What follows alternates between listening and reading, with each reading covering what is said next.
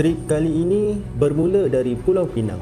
Aku menaiki bas menuju ke Kelang sebelum menumpang bermalam di rumah member. Awal pagi, kami terus ke Rantau Merin, pangkalan sayang untuk memulakan misi memancing.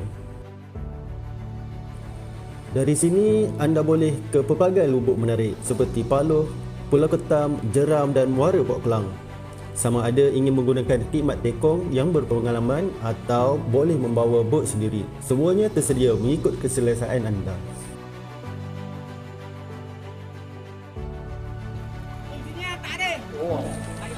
Hari pertama kami memilih trip santai dengan bermain di kawasan muara sahaja.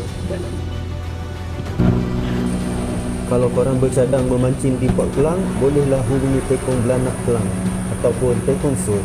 Sama ada nak guna khidmat tekong atau sewa bot sendiri, semuanya tersedia. Baru sahaja berlabuh di spot pertama, tekong dah dapat. Di kawasan muara ini, kami memilih teknik bottom menggunakan udang hidup sebagai umpan.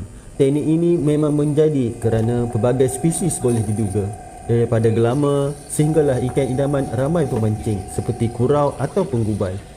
Setiap getuan memberi debaran kerana kita tidak tahu spesies apa yang sedang menanti di hujung tali. Dan ini spesies pertama aku di Kelang, seekor Sabrina. Dan ikan kedua aku mendapat seekor anak gerut-gerut.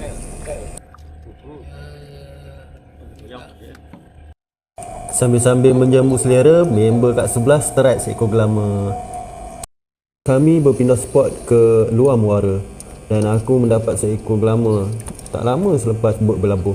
Dan ini cara setup bottom, rambut setengah depa dan udang hidup.